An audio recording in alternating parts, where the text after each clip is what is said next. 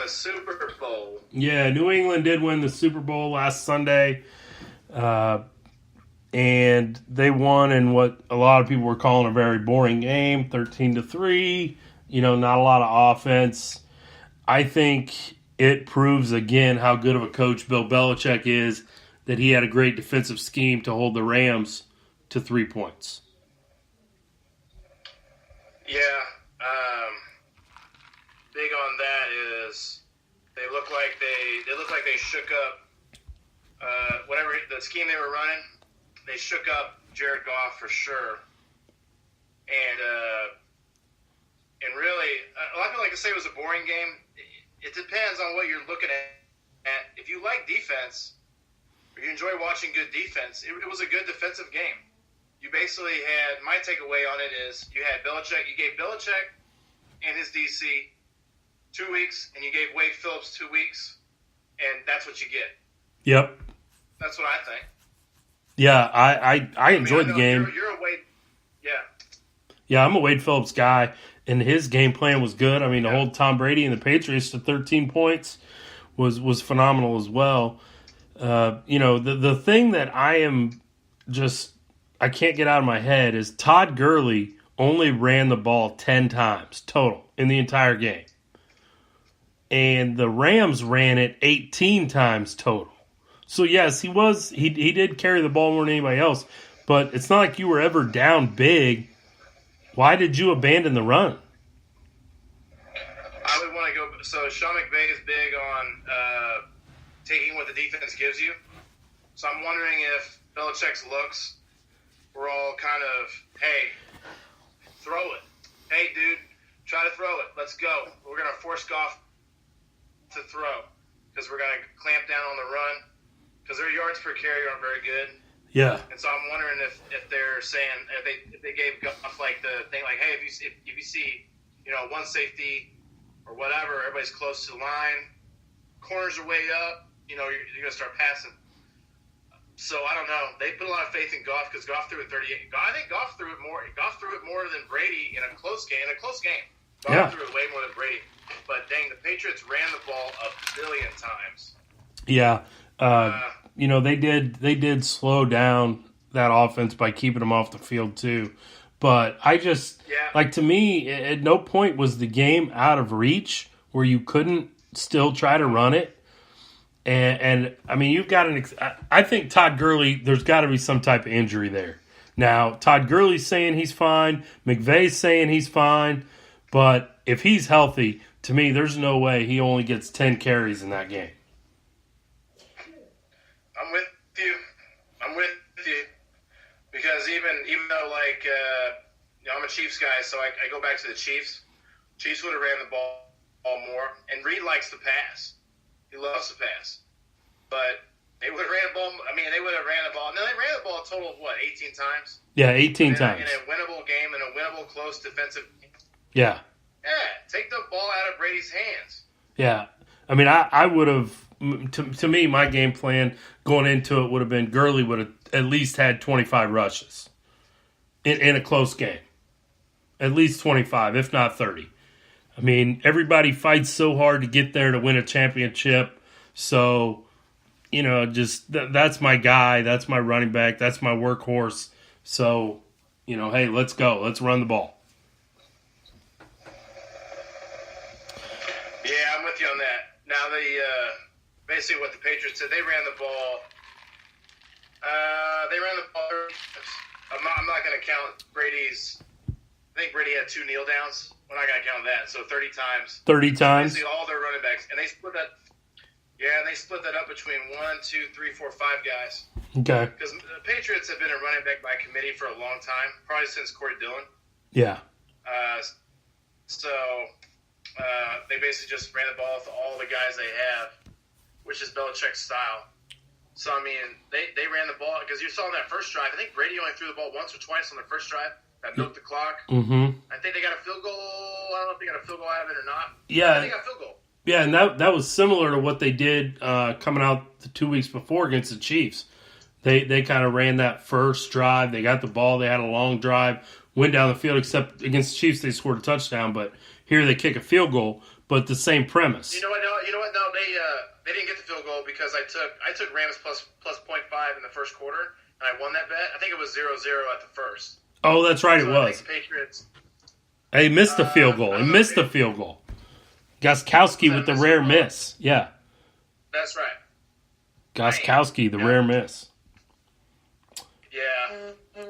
So, anything else on the Super Bowl before we transition and talk a little college hoops?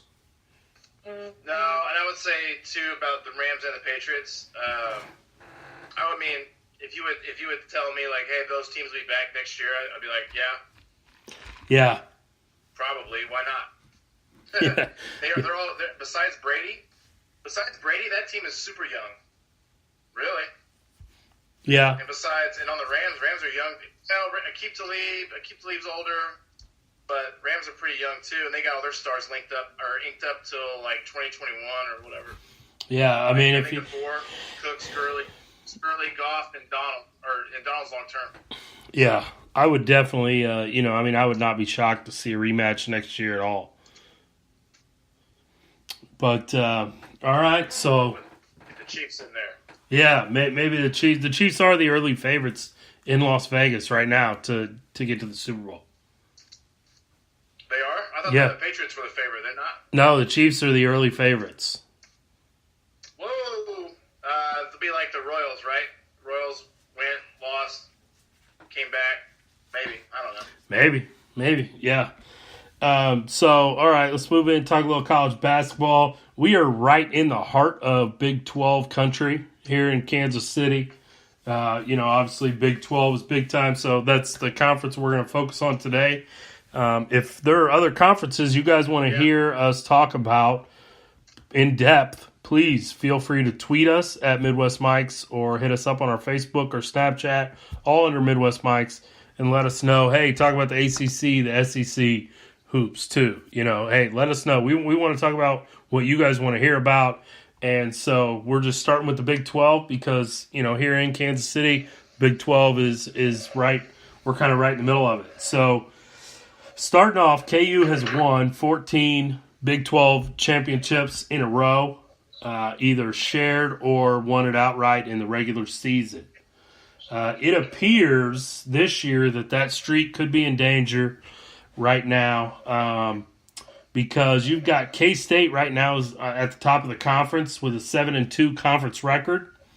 Iowa State is in second. They're also ranked number 17 in the country. They're 7-3. Then you have Baylor at 6-3.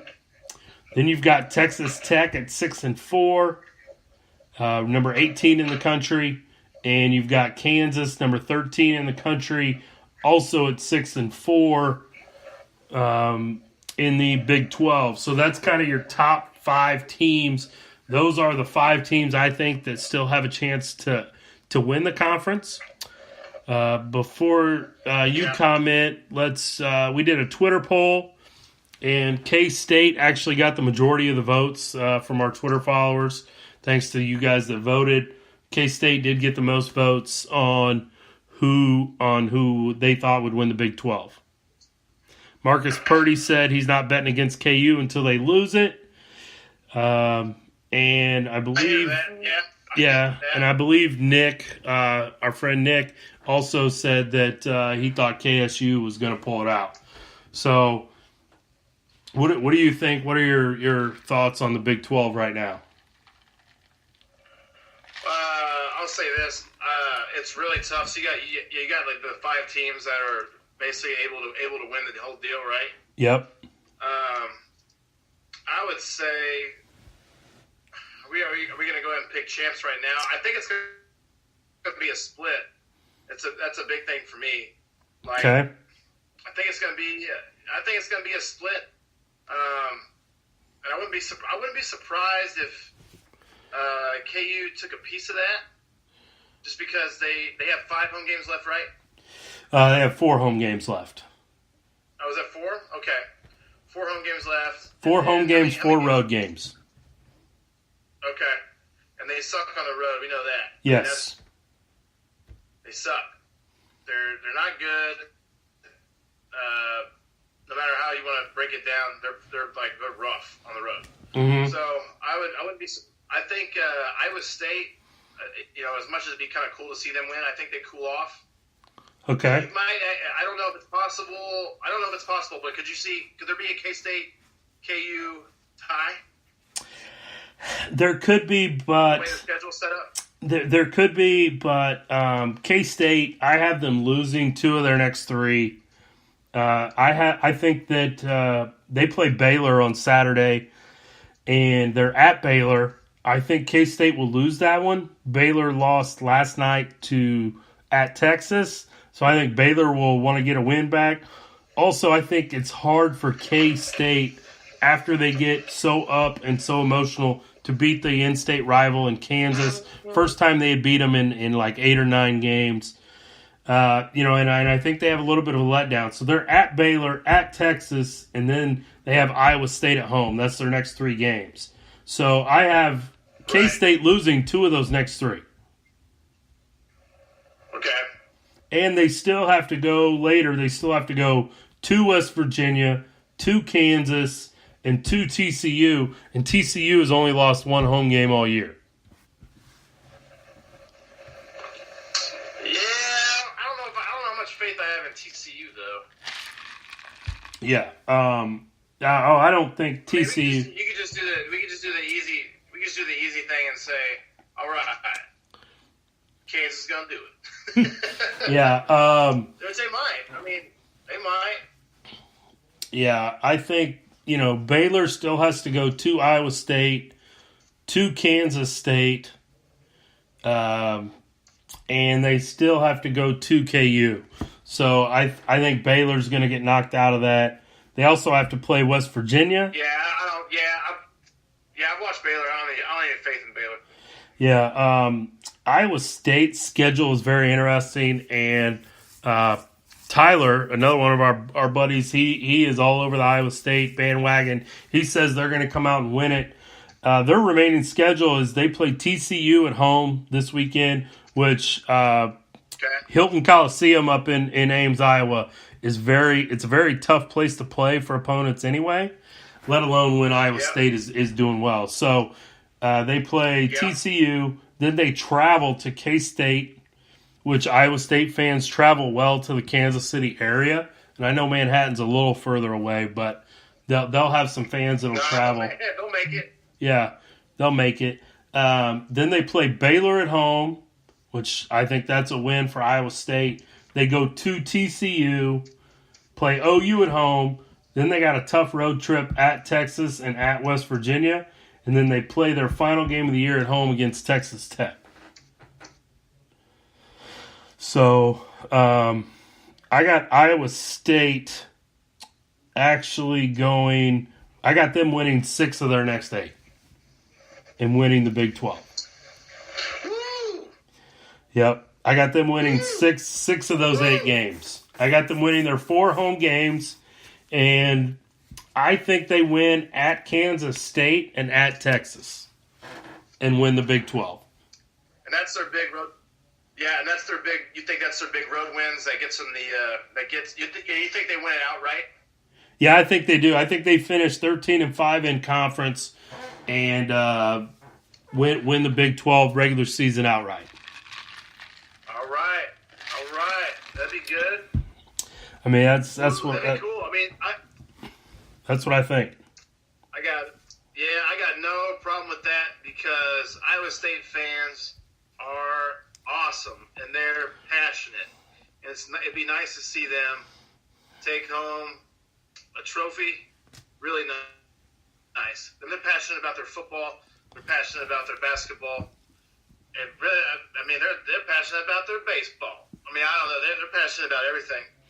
So Iowa State would be cool. I don't know if it can happen, but I really feel like the best 2 teams in the conference, with Kansas losing the way they have, I still got K-State and Kansas. If they can somehow split it, there you go. But I have a hard time. I'm kind of with Purdy on that. I have a hard time betting against KU. I think Bill Self's the best coach, one of the best coaches in the country.